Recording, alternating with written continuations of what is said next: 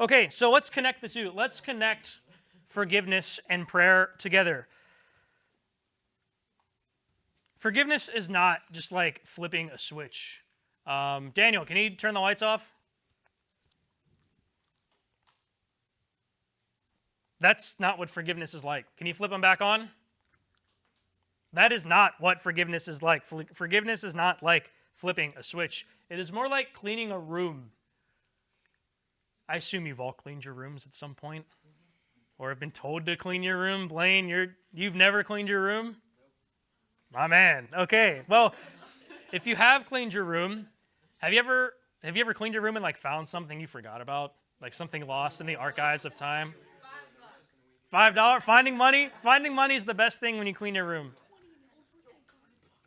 Has anyone ever found clothes? They're like, oh yeah, like I love this shirt. I found clothes. Anyone ever found a book? You found a book? Has anyone ever found a game?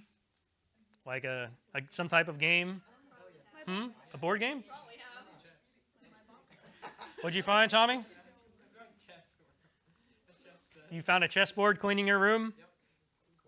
Forgiveness is like cleaning a room, except this room is full of garbage. It's not full of like, oh, things you used to love, lost in time, but it is full of trash. So some of you older ones know that my biological dad chose to not be in my life. That was a decision he made before I was born. And I carried that with me for about 21 years before I was able to truly, in my heart, forgive my biological dad. For 21 years, I just didn't understand it. It made me kind of angry that he didn't want to be in my life. I didn't understand, like, why, if you had a son, why would you not want to be in your son's life? I became jealous of my friends who had both of their parents, who had, like, normal family, right? Like, we realize as you get older, well, there really is no normal family. Every family has things going on. But, like, when I was younger, and especially as a teen, I'd be like, well, my best friends have both of their biological parents. Like, God, why can't I?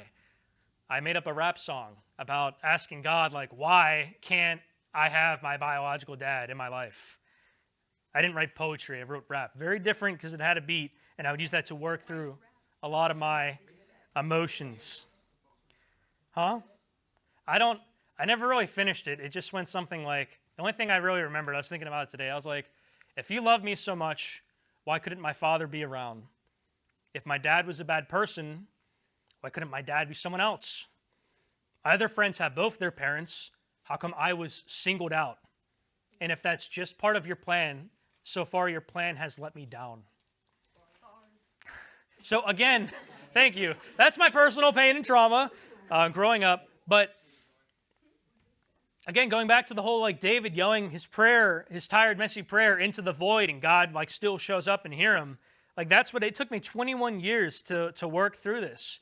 Praying to God, being in the Word, being around Christians, and working through this until eventually like I was able to truly forgive my dad. I always say I never met him. I met him once as a baby. I don't really count that. He gave me a pair of shoes. I don't remember meeting him. I was a little tiny baby. So I was like, I never really met him, but it took me 21 years to get to this point where I was able to like truly forgive him for not being in my life. That I didn't have resentment, that I didn't feel anger, that I didn't feel bitterness, I didn't feel jealousy. That I was at peace with everything. So forgiveness is not like flipping a switch where suddenly like, okay, this person made me mad, this person wronged me. But I think I've worked past that now. I think I'm all good. No, it's like cleaning a room. And as you clean this room, you are going to find things. God is going to show you things, stuff you may not have known was in there. Like anger, resentment, jealousy, maybe some ugly things about yourself and how you feel. But every time you pray, you are giving God the chance to help you clean out a little bit more from this room. Go to Colossians 3. Colossians 3, 12 to 14. Colossians 3, 12 to 14. Oh, page 1276, if you're in the Blue Bible. Colossians 3.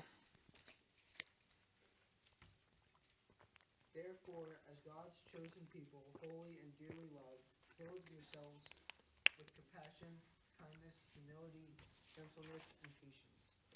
Bear with each other and forgive whatever grievances you may have against one one another. Forgive as the Lord forgave you. And over all these virtues put on love, which binds them all together in perfect unity. Thanks, Daniel. So just really want to focus on, getting ahead of myself there. But like as Christians, we are called to forgive people, not because they deserve it. And that's very hard, but we are called to forgive people because we ourselves have been forgiven by God. Like as much as people have wronged us, and I'm sure people have wronged you, they've made you mad, they've hurt your feelings, you don't like a teacher for calling you out on something, you don't like a coach, you don't like a friend group, you don't like a parent, a sibling, or whomever. Like we have done so much worse to God, right? Just over the course of our life. And as you get older, you start to realize these things. But we're called to forgive other people because God has forgiven us. And Jesus set the example for us, even on the cross. So think about that, during Good Friday, this Friday, on Easter Sunday. But a question I thought of is, how can you pray for someone? If we're called to pray for enemies, how can you pray for a person if you haven't forgiven them? And I don't know. I don't really think you can. Maybe you can, but I'm not so sure that, like, if you can't sincerely and genuinely pray for your enemies, people you don't like, if you haven't forgiven them for how they have hurt you,